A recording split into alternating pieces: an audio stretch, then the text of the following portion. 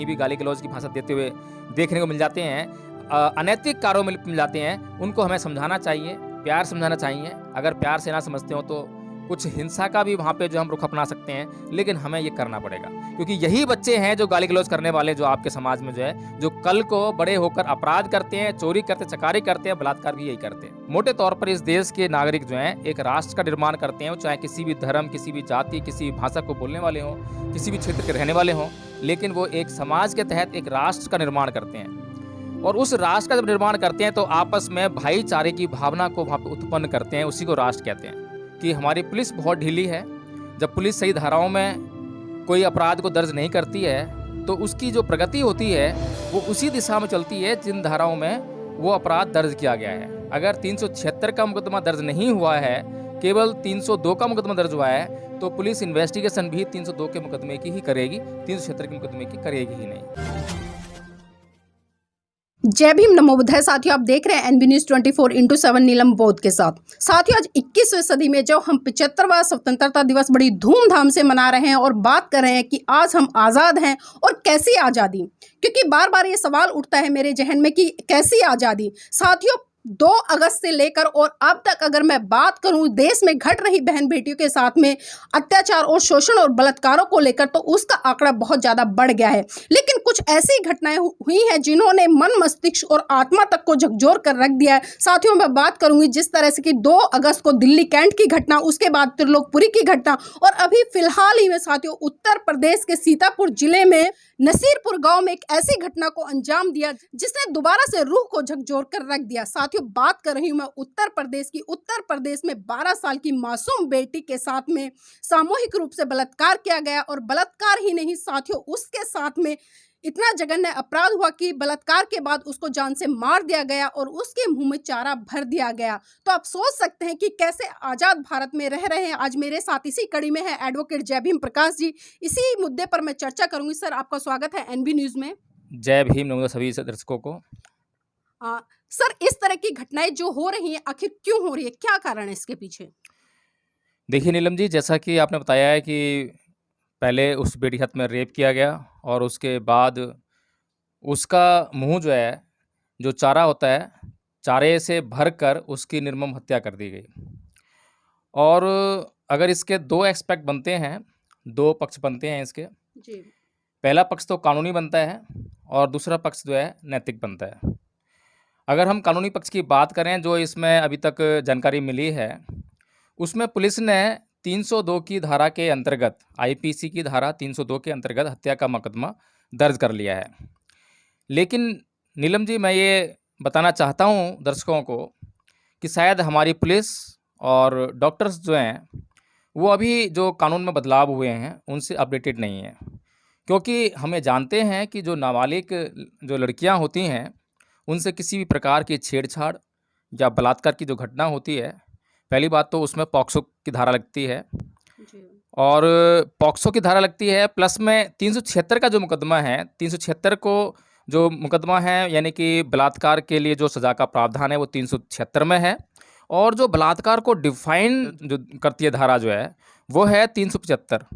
375 में जिस तरह से पहले बलात्कार को डिफाइन किया गया था, परिभाषित किया गया था, जब ये निर्भया कांड हुआ तो इसके बाद कानून में परिवर्तन हुआ, संशोधन हुआ, और इसमें जो है बदलाव करके जो बलात्कार की जो परिभाषा थी उसे परिवर्तित करके अब उसको छूने तक पर लेकर आ गए हैं कि अगर किसी को छू भी लिया है, प्राइवेट पार्ट्स को छू लिया है, तो वो भी बलात्कार की परिभाषा में उन्होंने शामिल कर लिया है।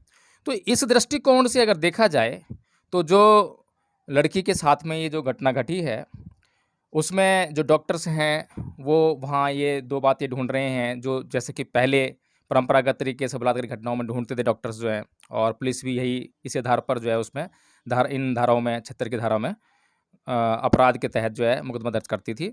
यानी कि 2 जो फैक्टर रहते थे कि whether there was a penetration or not, और whether the semen was found on the private parts of the lady or victim or not. ये 2 ग्राउंड हैं, यानी कि सीमेन यानी कि वीर्य वहाँ पाया गया कि नहीं पाया गया, उसके अलावा पेनिट्रेशन हुआ या नहीं हुआ। ये 2 बातों को देखकर जो है, इन्हीं 2 आधार पर जो है डॉक्टर सब रिपोर्ट देते हैं और उसके बाद जो है पुलिस जो अपनी कार्रवाई करती है। लेकिन इस केस में अगर हम कहें कि ये जो धाराएँ, जो 375 की धारा है, इसमें परिवर्तन कर दिया गया है, परिभाषा बदल दी गई है। अब छूना भी जो है अपराध की श्रेणी में ला दिया है। पहली बात तो इसमें पॉक्सो तुरंत ही लगना चाहिए था, क्योंकि नाबालिग बच्ची के साथ में ऐसी घटना घटी है। प्लस में वो 2 जो आधार थे, अब वो 2 आधार जो है वहाँ तक जो है अब ये केस सीमित नहीं रह गया है। तो इसमें जो है 376 की धारा को भी शामिल करना चाहिए। तो ये तो हुई मतलब इन्वेस्टिगेशन के परिप्रेक्ष्य में बात, कि हमारी पुलिस बहुत ढीली है। जब पुलिस सही धाराओं में कोई अपराध को दर्ज नहीं करती है, तो उसकी जो प्रगति होती है, वो उसी दिशा में चलती है जिन धाराओं में वो अपराध दर्ज किया गया है। अगर 376 का मुकदमा दर्ज नहीं हुआ है, केवल 302 का मुकदमा दर्ज हुआ है, तो पुलिस इन्वेस्टिगेशन भी 302 के मुकदमे की ही करेगी, 376 के मुकदमे की करेगी ही नहीं। पॉक्सो में अगर दर्ज नहीं हुआ है, तो पॉक्सो की भी इन्वेस्टिगेशन नहीं होगी। उसके रिगार्डिंग जो भी पैरामीटर्स हैं, वो उनको नहीं देखेगी, उनकी उस तरह से जाँच नहीं करेगी। लेकिन नीलम जी, ये तो बात हुई घटना के घटने के बाद, और आप और मैं कई बार अपने दर्शकों को इस बात से हम अवगत करा चुके हैं कि कोई भी जो अपराध होता है, अपराध का एग्जिस्टेंस जो है बहुत पहले से समाज में मौजूद होता है। कोई एकाएक उसकी जो है घटना नहीं घटती है। तो जो अपराध के होने के बाद कानून अपना काम करता है। कानून का काम ये है, कानून में लिखा हुआ है कि ये अपराध करने पर आपको ये सज़ा भुगतनी पड़ेगी। जिससे सीधा-सीधा कोई भी जान सकता है कि अपराध के घटित होने के बाद ही कानून अपना कार्य करता है। और कोई भी सामान्य नागरिक अगर कभी थाने में गया हो और घटना घटने से पूर्व सूचना उसने दी हो कि ऐसा होने की संभावना है, वो हमें मार सकता है, तो हमने कई बार पुलिस वालों को यह कहते सुना है कि भाई हम तो घटना घटने के बाद ही हिलेंगे। तो सीधी-सी बात यही है कि हालाँकि ऐसा नहीं है कि पुलिस वाले जो कह रहे हैं वो सही कह रहे हैं। वहाँ पर कानून में जो है बहुत अच्छे प्रावधान हैं, एप्रीहेंशन के ऊपर भी है। जैसे कि धारा 107, 151 जो है वो टोटली एप्रीहेंशन के ऊपर है कि wherever any possible offence is to be committed और there is any apprehension of commission of any cognizable offence, the police is bound to take action. तो इस बात को हमें समझना चाहिए। पहली बात तो हमें कानून की अच्छी समझ होनी चाहिए। लेकिन मैं इस बात को इसलिए बोला, इस बात को जो है कि अपराध के घटने के बाद ही कानून अपना काम करता है। हमें इस बात को समझ लेना चाहिए। मैं अभी जो सीमा कुशवाहा जी हैं एडवोकेट, जो निर्भया केस में एडवोकेट रहीं, उसके बाद जो एक कौन सा वो जो था केस, जो बलात्कार केस, उसमें भी वो रहीं। और जब उनको समाज से प्रोत्साहन मिला, समाज से उनको बधाइयाँ मिली, तो उनका उत्साह और बढ़ गया। और ये खुशी की बात है कि एक एडवोकेट का अगर समाज इस तरह से उत्साहवर्धन करता है और वो फिर समाज के लिए और भी काम करने के लिए उत्सुक हो जाता है, और वो अपनी सर्विसेज को जो है फ्री ऑफ कॉस्ट भी देती हैं, वास्तव में बधाई के पात्र हैं। तो इस तरह से उत्साहवर्धन मिलना चाहिए। मैं भी बीइंग एन एडवोकेट, एक एडवोकेट होने के नाते मैं भी इस तरह के मुकदमों में कूद पड़ सकता हूँ। जैसे कि रविदास मंदिर वाले मुकदमे में हमने देखा कि 100 से ऊपर हमारे साथी गिरफ्तार किए गए थे। वहाँ पर बहुत से हमारे वकील साथी जो हैं वकालतनामा साइन कराने के लिए लाए थे। मैं वहीं पर था, थाने पर जिस दिन ये गिरफ्तारी करके जो है लेके जा रहे थे, वहाँ पे जो है मजिस्ट्रेट साहब को वहीं बुलाया गया था थाने में। मैं वहीं था कालकाजी थाने में। तो बहुत सारे वकील साथी जो हमारे वकालतनामा साइन कराने के लिए वो जद्दोजहद कर रहे थे कि हमारा नाम आ जाए और हमारी जो है समाज में एक पहचान बन जाए। लेकिन मैंने ऐसा कोई भी प्रयास नहीं किया, क्योंकि मैं समाज में अपराध की जड़ों को जो है कानून में नहीं देखता हूँ। हालांकि मुझे जब भी मौका मिलता है मैं कभी भी कानून का कोई भी केस लड़ने से नहीं चूकता हूँ। उसे कभी मेरे पास कोई केस आता है तो मैं उसको बाकायदा उसकी पैरवी करता हूँ। लेकिन मेरा ये मानना है, मेरा सामाजिक दृष्टिकोण ज़्यादा महत्वपूर्ण है। मैं ये मानता हूँ कि ये जो घटना घटी, जो बलात्कारी जो समाज में है, वो कोई चाइना का प्रोडक्ट नहीं है, कोई पाकिस्तान का प्रोडक्ट नहीं है, कोई तालिबान ने बना के नहीं भेजे हैं। ये जो इसी देश में, इसी देश के नागरिक हैं, बाकायदा उनको जो है इस देश की नागरिकता के डॉक्यूमेंट्स इस देश की सरकार ने उपलब्ध कराए हैं।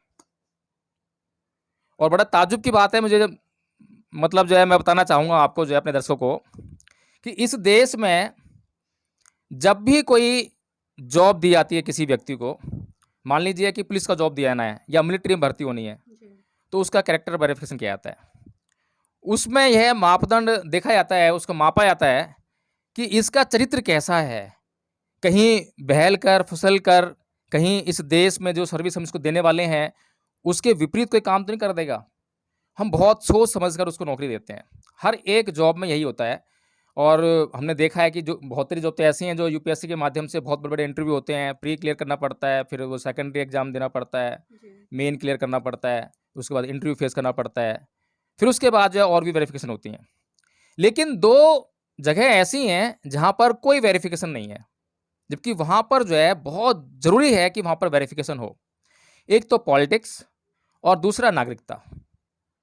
इस देश में जो नागरिकता देने का जो मापदंड है, यानी कि इस देश में किसको रहने का अधिकार है, ये बात बड़ी इम्पोर्टेंट है क्योंकि इस देश में जो लोग रहते हैं, वो इस देश में एक समाज बनाते हैं। मोटे तौर पर इस देश के नागरिक जो हैं, एक राष्ट्र का निर्माण करते हैं, वो चाहे किसी भी धर्म, किसी भी जाति, किसी भी भाषा को बोलने वाले हों, किसी भी क्षेत्र के रहने वाले हों, लेकिन वो एक समाज के तहत एक राष्ट्र का निर्माण करते हैं। और उस राष्ट्र का जब निर्माण करते हैं, तो आपस में भाईचारे की भावना को वहाँ पे उत्पन्न करते हैं, उसी को राष्ट्र कहते हैं। तो उस राष्ट्र में किसको रहने का अधिकार है और किसको रहने का अधिकार नहीं है, या किसको जो है राष्ट्र में एंट्री दी जाए, इस बात के लिए कोई प्रावधान इस देश की सरकार ने नहीं किया है।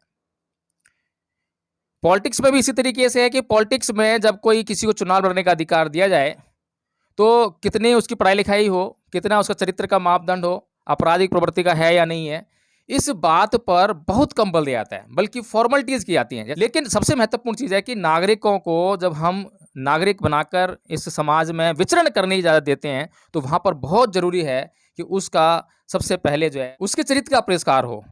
और इस देश में भगवान बुद्ध जैसे जो है महामानव हुए, जिन्होंने इस देश के चरित्र निर्माण में बहुत महत्वपूर्ण भूमिका अदा की। उन्होंने साफ-साफ कह दिया कि कोई भी व्यक्ति जो अपराध करता है, वह अपनी मानसिक प्रवृत्तियों के अनुसार, अपने चित्त की जो प्रवृत्तियाँ हैं, उसके अनुसार काम करता है। अगर उसके चित्त की प्रवृत्ति को सुधारा जाए, तो वह जो है अपराध से विमुक्त हो सकता है। अंगुलीमाल डाकू का उदाहरण हमारे सामने है। भगवान बुद्ध ने उस अंगुलीमाल डाकू को सुधार कर राजा पसेंदी के हाथों नहीं सौंप दिया कि इसने हत्याएं की हैं, लो इसको सजा दो। बल्कि वे जब उसके चित्त में परिवर्तन हो गया, जब ये बात तय हो गई कि हाँ उसके चित्त में परिवर्तन हो गया है, तो उसको जो है एक भिक्खु बनाया। भिक्खु ऐसा बना कि अरहत हो गया और उसने लाखों लोगों का जो है कल्याण किया। तो इसी तरह से हम देखते हैं कि धर्म की बड़ी महत्वपूर्ण भूमिका है, लेकिन इस देश में बाबा रामदेव के योग को बहुत प्रचारित किया जाता है, लेकिन भगवान बुद्ध की विपश्यना की साधना को बिल्कुल भी प्रचारित नहीं किया था। भगवान बुद्ध के धर्म को बिल्कुल प्रचारित नहीं किया था, जो कि इन बलात्कारियों को लगाम कसने में बहुत ही महत्वपूर्ण कदम साबित हो सकता है।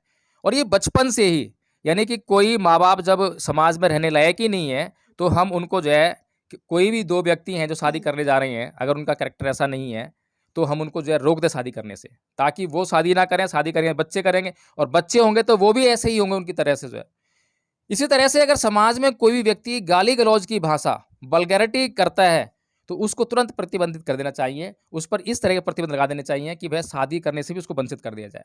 जब इस तरह के छोटे-छोटे कदम हम उठाएँगे समाज में जो है, तो यही कदम जो है हमें इन मुसीबत से रोक सकते हैं, बचा सकते हैं।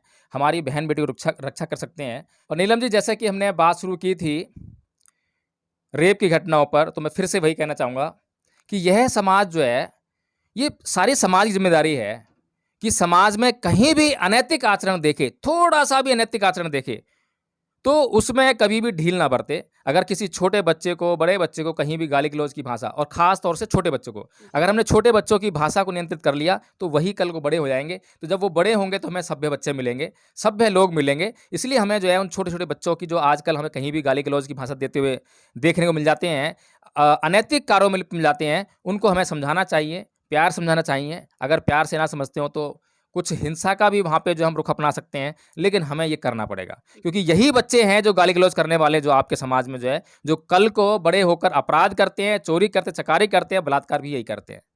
इनके अलावा और कहीं से, चीन से या पाकिस्तान से या तालिबान से आपके अपराध करने वाले लोग नहीं आ रहे हैं, आपके ही समाज में से आ रहे हैं। आपका समाज आपके ऊपर निर्भर करता है, आपकी अपनी नैतिकता को निर्भर करता है। खुद नैतिक बनो और दूसरों को भी नैतिक बनने के लिए प्रेरित करो। जय भीम, नमो बुद्धाय। बहुत बहुत धन्यवाद सर। तो ये थे हमारे साथ में एडवोकेट जय भीम प्रकाश जी, जिन्होंने ही बड़ी बारीकी से आपको कानून के बारे में भी जानकारी दी और साथ साथ जिस तरह से बहन बेटियों के साथ में जघन्य अपराध हो रहे हैं, जिस तरह की घटनाओं को अंजाम दिया जा रहा है, खासकर उन पागल लोगों के लिए बिल्कुल साफ साफ कहा है, उस समाज के लिए साफ साफ कहा है, उस परिवार के लिए साफ साफ कहा है कि जब तक आप एक सभ्य व नैतिक समाज का आचरण नहीं करेंगे, जब तक अपने बच्चों को अच्छे संस्कारों में नहीं ढालेंगे, तब तक आप अपने परिवार की, दूसरों के परिवार की और देश की बेटियों की सुरक्षा सुनिश्चित नहीं कर पाएंगे। इसलिए आपको निर्णय लेना है कि एक सभ्य समाज बनाने में आप अपनी सक्रिय भूमिका निभाएं और इन्हीं शब्दों के साथ आपसे विदा लेंगे। जय भीम, नमो बुद्धाय। जय भीम, नमो